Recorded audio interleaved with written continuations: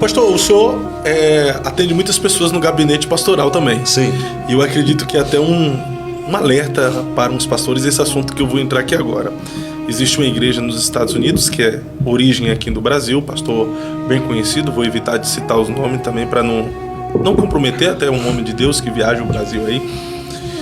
Uma família entrou em contato com o irmão dele, que pastoreia lá nos Estados Unidos, falando que o esposo de uma cantora também conhecida no Brasil havia abusado de sua criança. Certo. Abriu isso. O pastor não tratou no assunto, até pelo que sabemos. Mas isso ocorre muito em gabinetes pastoral. Às vezes o cara confessa um pecado, mas não é pecado, é um crime. Porque há uma diferença de pecado para um ato criminoso. Sim. Entendeu? O camarada vai, eu pequei, minha consciência está pesada, quero me ver livre disso. Qual deve ser de fato o comportamento de um pastor mediante a confissão de um pecado, mas de fato é um ato criminoso? Quando é um ato criminoso, o pastor tem o dever de denunciar esse cara. Se o pastor não denunciar o cara, o pastor é conivente com o crime cometido por essa pessoa. Eu denunciaria o cara e já avisaria ele: olha, eu vou te denunciar por esse crime e você vai ter que pagar por ele. Se você não aceitar pagar por ele, você não tem arrependimento nenhum, você tem remorso. Porque o remorso te leva a praticar novamente. O arrependimento leva você nunca mais praticar. Então, se uma pessoa comete um pecado e ela confessa, eu vou até te dizer uma coisa aqui que talvez isso aqui vai dar polêmica. Se o cara adultera, chega pra mim: pastor, eu adulterei. Eu olho pra ele e digo assim: você adulterou? Adulterei, pastor. Então agora, você confessando para mim, tem duas coisas principais para você fazer. Primeiro, você vai procurar sua mulher e vai confessar para ela, porque vocês são uma só carne. E se você não falar, eu vou chamar ela e vou falar para ela que ela não vai passar enganada a vida inteira. Seja homem, vai lá e fala para ela: mas ela vai largar de mim. Vamos conversar, vamos acertar, eu vou te ajudar, vou lá com você, vou dar a cara a tapa. Então você vai confessar para sua mulher. Segundo, você vai passar por uma disciplina. E esse tempo é um tempo indeterminado. A disciplina não é para te envergonhar, é para que você sinta o constrangimento pelaquilo que você fez e não volte a praticar. Então, essas duas são duas coisas essenciais. Eu não comungo com pecados de forma nenhuma. E existem outras formas também de questões que acontecem, que aí fica entre eu e a pessoa. Por exemplo, a pessoa chega em mim: pastor, eu dei um trupicão lá, falei um palavrão, não tinha ninguém em volta, mas tô sentindo com a consciência acusada. Eu não vou excluir esse cara, falar: rapaz, dobra teu joelho aí, pede perdão pra Deus, tá resolvido. Disciplinar por um palavrão. Você tá entendendo? Apesar que tem casos que nem uma mentira. Você nunca viu alguém ser excluído porque mentiu, mas a mentira é tão grave quanto um pecado de adultério. Você vê a pessoa ser excluída por um pecado de adultério, não vê uma pessoa ser excluída porque mentiu. E a mentira é tão grave que a Bíblia diz que quem mente é filho do diabo. Olha onde nós vamos. A injustiça também, o camarada foi injusto. A injustiça. Então, existem casos por casos. Agora, quando é crime, que é a pergunta que você me fez, quando é crime, eu denuncio a pessoa. Pastor, mas nesse caso aí, vamos entrar nesse lado aqui. O camarada adulterou, de fato, está arrependido. Isso aqui pode ser os dois sexos, tanto o homem quanto a mulher, né? Porque está correndo o risco de acontecer com os dois. O índice, há um tempo atrás, o índice de traição dos homens era alarmante comparado com as mulheres. Mas agora tá assim, tá quase a mesma coisa. Aí a pessoa vai lá e chega pro senhor: pastor, estou muito arrependido, não deveria ter feito isso e tal, me ajuda. Nesse caso, o senhor pediria para a confissão também ser feita para o cônjuge? Sim. Mas isso aí não ocorreria o risco de separar uma família?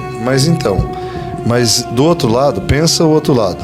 A pessoa fica enganada a vida inteira porque foi enganada. E eu não posso deixar essa pessoa ficar enganada, porque ambos são uma carne só. Você pega teu dedo, passa uma faca e diz assim: que gostoso cortar meu dedo, que delícia. Entendeu? Ou você pega escondido uma faca e corta seu dedo do pé e faz que não tá vendo. Onde? A dor no corpo inteiro. Quando a Bíblia diz que ambos serão uma só carne, O que existe ali? Uma unidade em que não há segredos mais. Você sai do singular para o plural. Não é mais eu, é nós. Ambos serão uma só carne. Quem faz mal à sua própria carne e gosta? Então, para o negócio ficar bem certo, tanto o homem como a mulher se erraram, é chamar os dois e acertar isso. Eu já vi muitos casais que não quiseram ficar junto, de razão. Fazer o quê? Não teve como ficar junto. E já vi outros que foram acertados. Graças a Deus, nesses 29 anos que eu sou pastor e trabalho dessa maneira, eu consegui acertar todos os casais no meu gabinete. Perfeito. Mas nisso aí não gera uma ferida para a parte traída? Porque, por exemplo, vamos lá, o camarada se arrependeu de verdade e está disposto... Ah, não, porque é uma diferença de alguém que comete adultério para o adúltero. Quem comete adultério aconteceu. O cara cometeu o adultério. O adúltero é aquele que vive constante na prática. Quando conta para a pessoa ofendida, traída, não vai abrir uma ferida de uma pessoa que está ali inocente? Vou te responder com uma pergunta.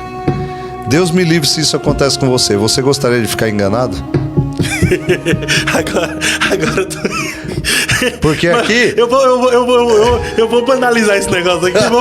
Eu prefiro ser corno inconsciente do que ser corno consciente. Só que você sabe que quando o pecado envolve duas pessoas, isso nunca vai ficar submetido a só os dois. Uma hora vai sair uma conversa. Isso aí você pode ter certeza.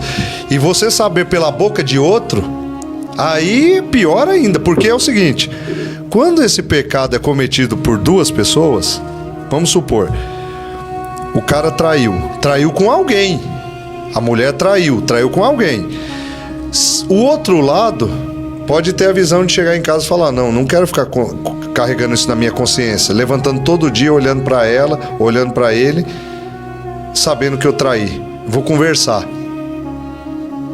Aí, esse lado aqui expôs a situação. E esse lado vem aqui, conversa com esse. E agora? Com a sua esposa, com o seu esposo. E ela fica sabendo por terceiro, ele fica sabendo por terceiro. Você entendeu? Aí é pesado, né? Então, é melhor resolver o problema de forma saudável. É que nem uma operação. Não adianta você chegar lá no médico, o médico dizer assim pra você, viu, você tá com problema na vesícula, tem que tirar. Sua vesícula estourar do jeito que estava, inflamar, você corre risco de vida. Aí você diz, não, vou tomar um remedinho aqui, vai tomando paracetamol. Uma hora que ela estourar, vai matar o seu corpo inteirinho. Então o que é melhor? Fazer a coisa certa. Qual é a coisa certa? Passar pela cirurgia. Tira, arranca aquela raiz, começa do zero. E aí também que envolve a questão de perdão. O perdão bíblico, que muitas vezes nós só levamos para o outro lado de conflitos pessoais de terceiros. Quando naquele caso ali, pode haver o perdão. E as pessoas podem viver bem.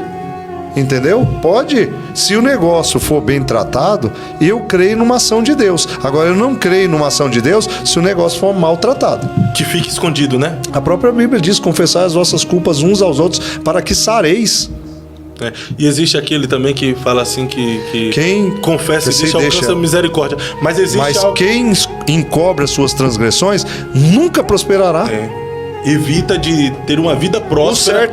O certo não trair. O problema é que o cara trai, né? Que a traição tem consequência. Irmã, traiu, vai ter consequência. Irmão, traiu, vai ter consequência. O certo é não trair. É por isso que quando eu vou ensinar os jovens, eu falo para eles assim, gente, existe uma fase chamada namoro. Entendeu? Falar, namore, escolha. Eu não estou falando quando a pessoa não é evangélica, porque é outro mundo, o mundo do pecador. Mas depois que você conhece a verdade, rapaz, começa a observar antes. Lembra da passagem lá de Eliseu e da mulher sunamita? Ela disse assim, eu falei com meu marido assim, a respeito do senhor, e eu tenho observado que o senhor é um homem de Deus. Ela observou, então vai casar, observa antes, meu amigo. Veja se a mulher gosta de estudar, trabalhar, é crente. Veja se gosta de servir a Deus, está em escola dominical. Veja a vestimenta dela. Veja todo o contexto. Do mesmo jeito, veja se ele gosta de trabalhar, se ele gosta de escola